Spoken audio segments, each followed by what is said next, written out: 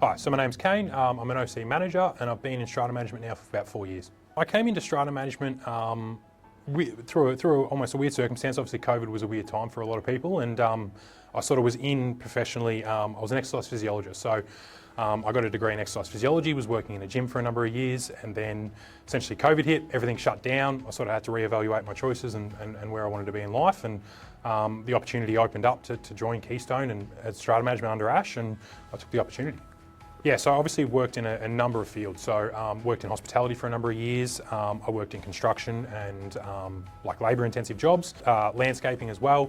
And then moved into went back to uni, got a degree, and then went into exercise physiology from there. Hospitality teaches you patience, number one, communication skills, but also how to work in a team environment. Like hospitality is one of those jobs where you've got a back of house, you've got a front of house, and it all needs to work sort of well. So I understand that relationship there and giving credit to my co-workers and things like that as well, and working well within the team. And then obviously construction-wise, when it comes to OC management, is having an idea of what it's like on a work site and how tradies operate and those sort of things as well helps you sort of, I guess, talk their lingo and sort of understand the quotes a little deeper. If someone's only been behind a desk, they might not sort of understand the nuances of what goes on, and little things like sometimes the cheapest quote is the cheapest quote for a reason, and those sort of things help influence decisions when it comes to that matter. So my approach to managing a property is really just listening to the client. So trying to find out what they want, what's the best course of action to get that, and sort of advise the OC and I guess the committee or whoever I'm working with the best way forward to that. So try and bring your experience of what you do with other owners corporations and maybe what works well with other owners corporations as well, and then trying to incorporate that and guide the committee or guide the owners. At the end of the day, it's their property. I'm really there just to make sure, one, everything's done legally and under a microscope if it does come under a sort of pressure, that we can, everything stands up and everything was done by the book as the OC Act sort of dictates, but also not being completely stricken by that. If there's ways that we can get things done that might be a little unconventional, then all for it. I typically handle sort of difficult issues and complaints maybe from a point of understanding. One thing I guess working in this industry is you tend to find a lot of exterior factors or external factors influence people's the way that they communicate. So some people maybe aren't gifted at presenting what their ideas are or articulating what they want. And a lot of the time I tend to find that it's just people are frustrated, maybe they haven't feel like they've been heard, or their piece hasn't been said, or and just listening to them and maybe trying to get them maybe to understand the other side of point of view as well, to sort of say, look, I understand your point, but this is where they're coming from, and trying to just mediate, find a middle ground, find something that'll work and it's a compromise, because at the end of the day, everyone's living in the same thing. No one wants to be antagonistic towards their neighbours. Everyone wants to come home and feel at peace, and trying to just essentially mediate and conflict resolve those issues tends to have the best result. I do enjoy working with people. My background as a coach obviously helped in that scenario. I worked with a number of variety of people. I do enjoy getting out and getting results and having people happy with the work being done. So I think the strata industry can be very cynical.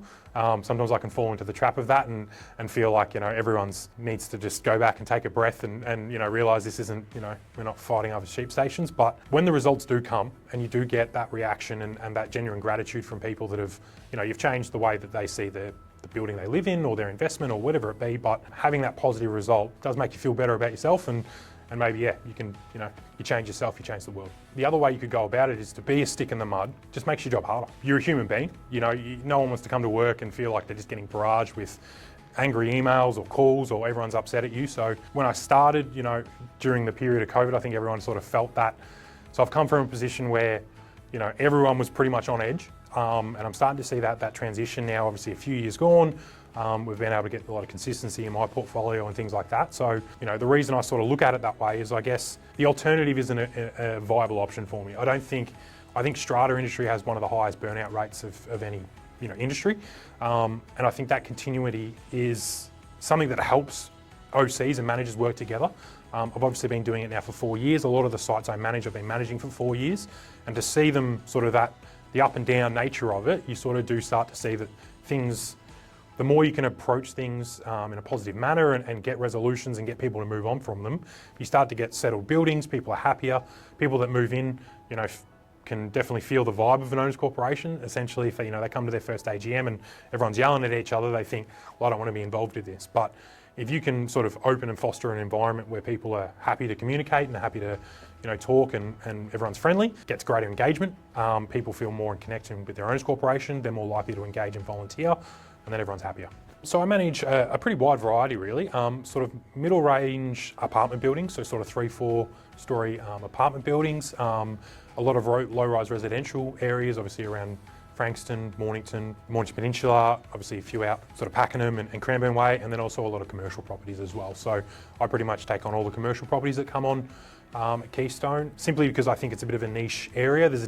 People view it a bit differently. It's obviously a business more to them than it is, I guess, where people live. But I obviously, get it still half, I'd say more than half my property is still residential. But yeah, there's obviously a niche there that I've been trying to fill. There's one property in particular that I'm pretty fond of. The one I've been really happy with to see in the last progress in the last sort of 18, 24 months. So we took it over we won as a tender. When I took the OC over, they were about $40,000 under budget. So essentially what the previous managers were doing was just kicking everything down the road and continuing to keep their levies low so they reduce the feedback they're getting back from the owners. Once that was sort of, the OC realised that, they had a number of defects that were causing their insurance premium to only be 6 months instead of 12 months. Basically, there was no traction. The other managers didn't want to touch it. So working with them and getting a committee on board that was sort of committed to, I guess, working with myself and all the other owners and informing them. We've only just recently, in the last 12 months, we obviously raised the budget the first couple of years to get their just everyday expenses under whack. But once we realised the insurance was rising, obviously, $5-6 grand every 6 months, it almost became impossible to budget. So we worked a lot with the committee. We explored options of a strata loan to sort of rectify the issues. In the end, the OC decided on their own sort of thing, or obviously with input from myself, but that they wanted to just strike $180,000 special levy with a special resolution. Now this was an owners corporation that had never gotten more than 10 people to an AGM. We managed to have 29 out of the 36 come, all vote yes. The special resolution was struck, and we're just on the end deal of that now, where we've collected the money. They've done about $150,000 worth of plumbing works, defect rectification, general things like building washdowns, and just getting the place looking great again. So that's probably my happiest moment, or I guess greatest success story, is seeing where they've come from, which was woefully under budgeted. Everyone's got leaks coming through their roofs. People are constantly making insurance claims. We haven't had a claim in 12 months, fingers crossed, and continue to hopefully raise the property value itself, and have all these issues rectified. So the best way I could build trust is really just seeing them. So I've tried to put a bit of an emphasis this year on going out to the properties and actually seeing people and walking with them. And sometimes you can see it through a different lens if you're out there and you can see the issues at hand and realise why sometimes people might be upset about something. But I think definitely in this day and age where the technology is so prevalent, everyone wants to send emails or not get on a phone call or whatever it be, but I'd rather get on a phone call for 5 minutes and talk to someone than send 10 emails back and forth, right? So sometimes just having that conversation, being present, going to, people are like, hey, we want you to come out. Yep, no problem, I can do next week when suits. Just being open, transparent. I think we pride ourselves here at Keystone by not hiding anything. We're never, if anyone ever wants financials, things like that, it's always, freely sent out. And I think just being open and honest with people builds that trust and gets them to understand you're not there just for the money.